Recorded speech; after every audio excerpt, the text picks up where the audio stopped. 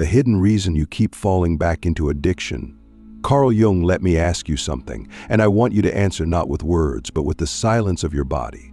Why do you keep returning to the thing that's destroying you? Why do we again and again betray ourselves, despite knowing the cost? You might say, because it feels good, or because I'm weak, or because I can't help it. But what if none of those are the real answer? What if addiction isn't just about chemicals or habits or even trauma, but something deeper, something lurking in the roots of your psyche? Carl Jung believed it was. He believed that addiction was not merely a disease, but a misguided spiritual quest. And once you hear this, you'll never see your struggle the same way again. There's this haunting quote by Jung that hits like a thunderclap. Every form of addiction is bad, no matter whether the narcotic be alcohol, morphine, or idealism. The essence of the addiction is not the substance, it is the escape. Escape from what? That's our question. That's the monster in the dark corner we must turn our heads to face. Because if we don't, we are doomed to keep circling back, like moths to the same flame, wings burning, again and again. You see, Jung saw the psyche as a vast, wild terrain filled with symbols, archetypes, and unconscious forces that are far more powerful than the rational mind likes to admit. He believed that each of us is split in two: the person we show the world and the person we hide from it, the mask and the shadow. And addiction, in Jung's view, is what happens when the shadow is starving, when the part of you that you have exiled, ignored, or feared begins to rise up and demand to be seen. It's not just a craving for a drug or a behavior. It's the cry of the soul saying, I am incomplete. Think about that. When you reach for the bottle or the cigarette or the screen or the person who hurts you, what are you really reaching for? What's the secret hunger underneath the action? Is it peace, power, connection, oblivion? Or is it simply silence from the noise of your own mind? We don't fall into addiction because we're weak. We fall because we're searching. And in the modern world, where meaning is scarce and silence is terrifying, addiction becomes the easiest god to worship. Jung once said, people will do anything, no matter how absurd, to avoid facing their own souls. And that's exactly what addiction is, a ritual of avoidance. But here's the twist: what we're avoiding is often the very thing that could set us free. You see, the shadow the rejected parts of you holds not only your pain, but your power. The anger, the shame, the grief, the fear, they're not just wounds to be healed. They are fuel. They are energy. And when you suppress them, they don't disappear. They go underground and they come back as compulsions. Click subscribe to this channel to get more profound insights. It's not about removing the addiction. It's about transforming the energy beneath it. And this is where Jung's work becomes revolutionary. He didn't believe in simply getting rid of the addiction. He believed in integrating it, listening to it, understanding what deeper need it was trying to fulfill, and then finding a healthier, more conscious way to meet that need. That's the path of individuation, the journey of becoming whole. And it's the only way out of the loop. Let me give you an example. Imagine someone addicted to gambling. On the surface, it looks like a craving for thrill, for money, for risk. But dig deeper, and maybe they're craving a sense of control in a chaotic life. Or maybe they're avoiding a deep emptiness, a fear of being ordinary, unworthy, invisible.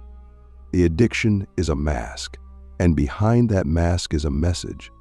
What if you could hear that message? What if you could sit with it, not as a judge, but as a witness? Would you still need the addiction? Here's a question that has the power to change everything.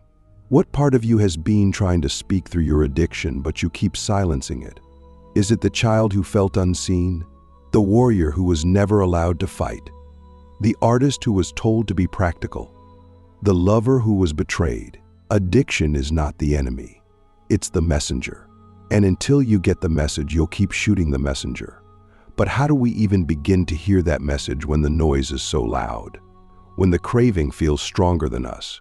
The answer, paradoxically, is not to fight it head on. Jung believed that the psyche heals not through control, but through dialogue.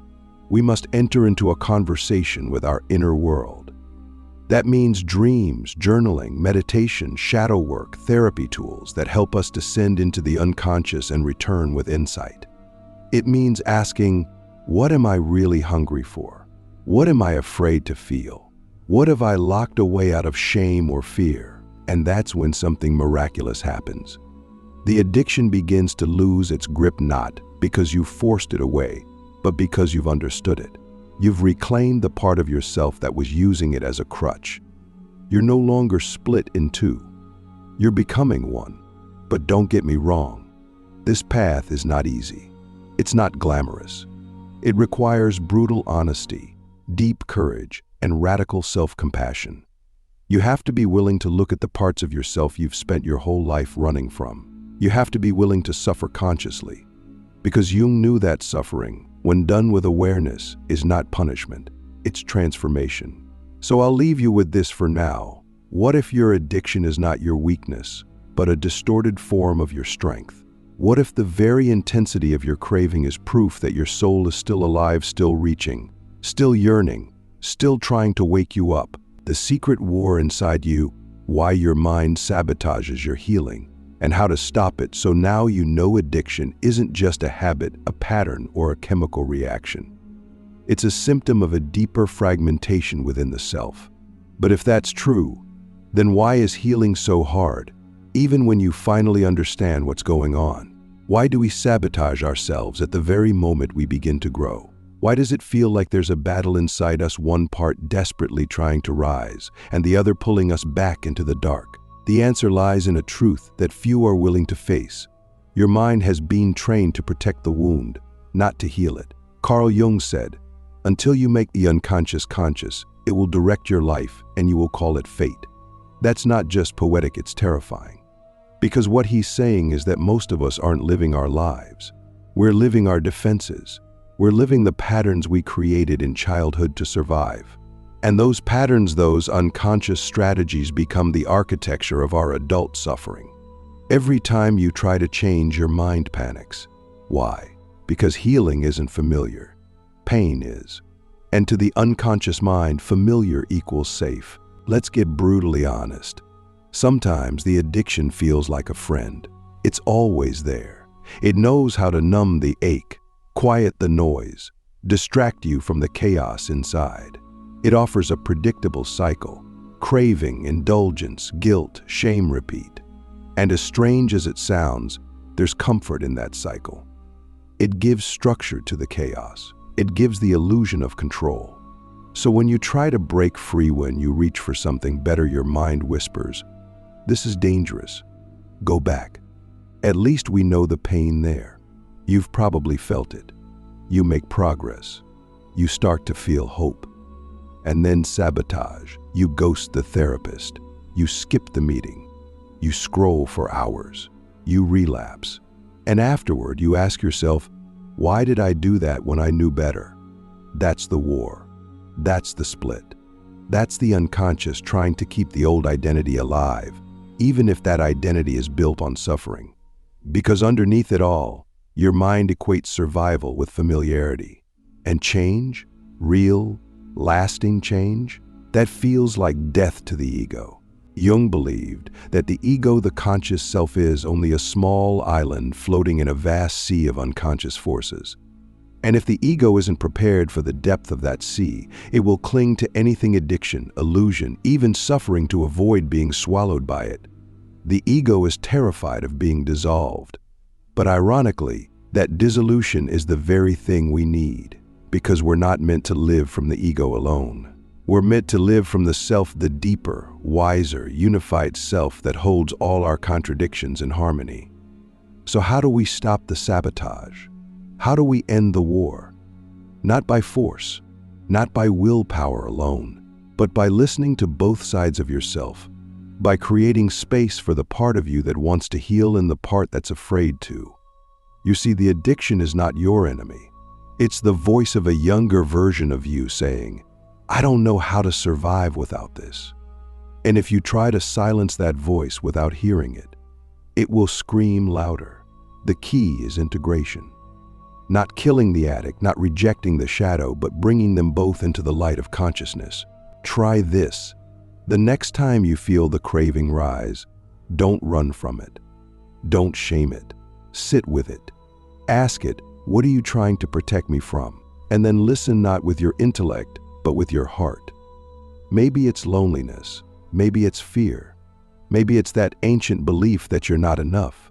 Whatever it is, it's not your enemy, it's your teacher.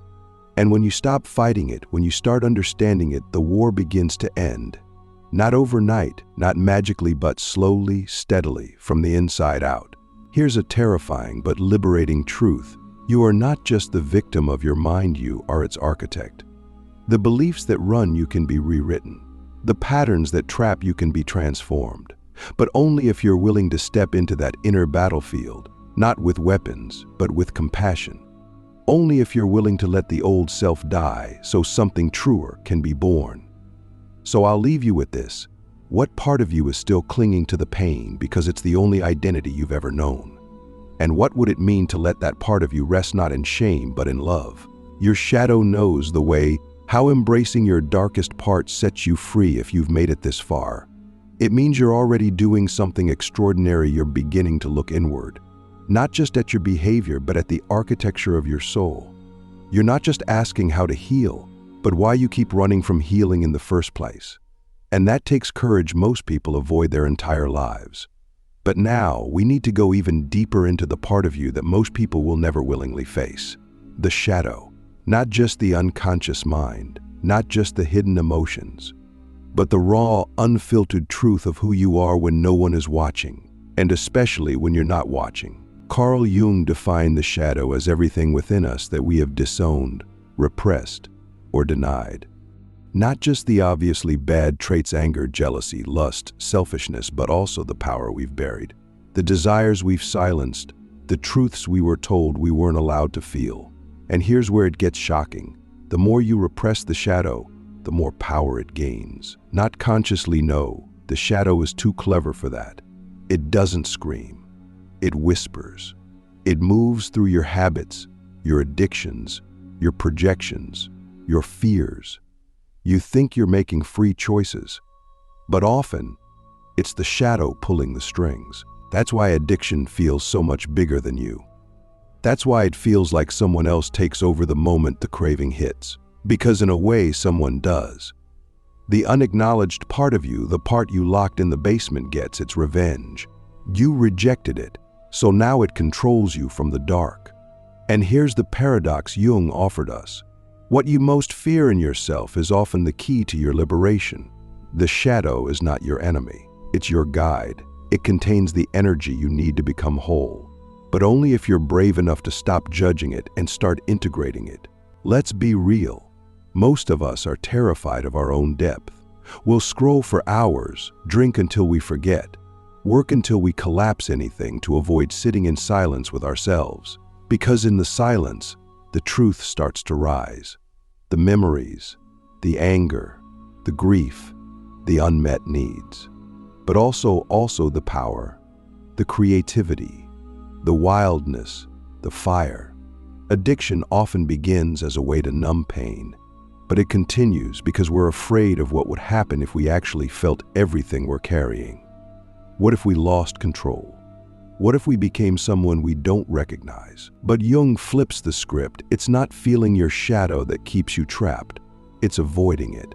He said one does not become enlightened by imagining figures of light, but by making the darkness conscious. That's the work. That's the journey. You don't get free by pretending to be pure. You get free by getting honest, brutally, lovingly honest about what lives in your depths. And when you do that, something incredible happens. The shadow stops being a threat. It becomes an ally, a source of creativity, a source of truth, a source of fuel for your healing. So how do we begin to integrate the shadow? We start by noticing our projections, the things that trigger us in others, the traits we judge harshly, the parts of life we avoid. Every time you say, "I could never be like that person," pause. Ask yourself, what part of me have I repressed so deeply that I can't even tolerate seeing it in someone else? That's usually a clue. Then there are dreams, the language of the unconscious. Pay attention to them. Journal them. Sit with them. What symbols keep repeating? What emotions do they stir up? Your shadow speaks in metaphor, in story, in image. Are you listening? And perhaps most importantly, we must create safe spaces to feel what we've never allowed ourselves to feel. Rage, dizzy, grief, vulnerability. These are not signs of weakness. They are signs of life. And the more you let them move through you, the less control they have over you. The more you embrace them, the more whole you become. That's the secret.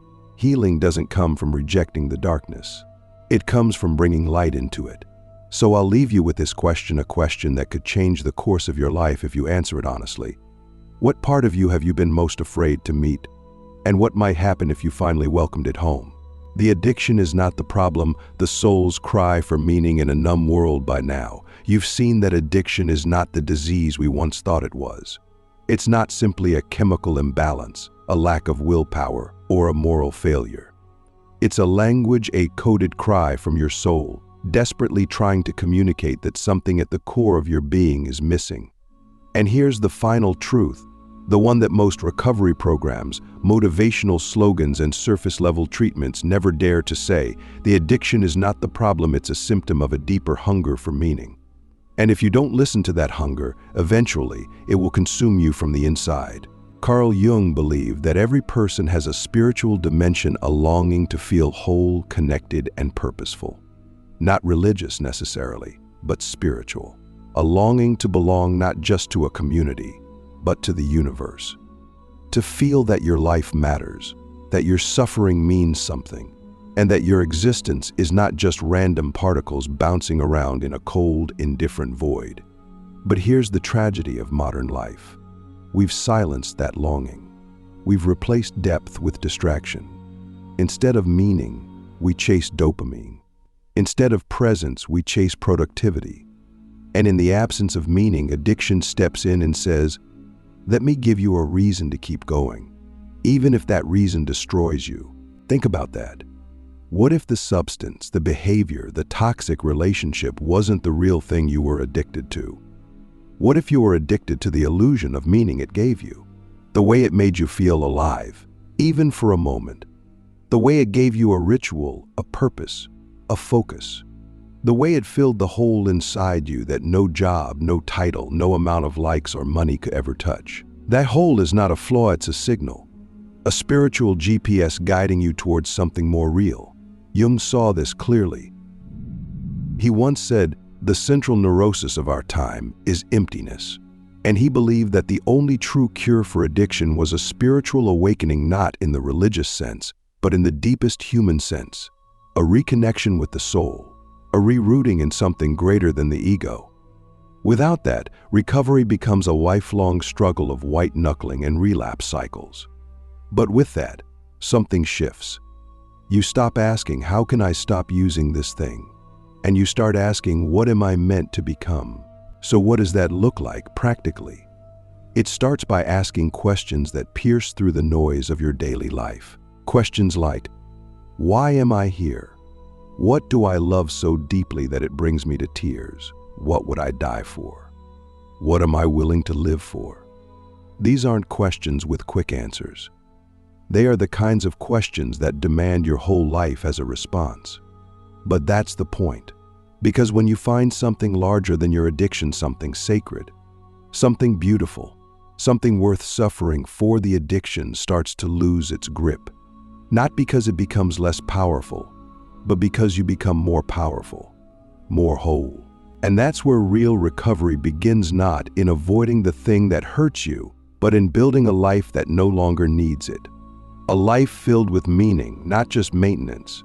A life where your pain becomes your teacher, your shadow becomes your guide, and your addiction becomes your initiation into a deeper, more authentic existence. So I'll leave you with one final question, one that could define the rest of your life if you let it. What is trying to be born in you through this struggle? Not what's trying to die, not what you're trying to quit, but what is struggling to emerge from the ashes of your pain? Because maybe, just maybe, your addiction wasn't trying to break you. Maybe it was trying to wake you up. And now that you're awake, what will you do with it?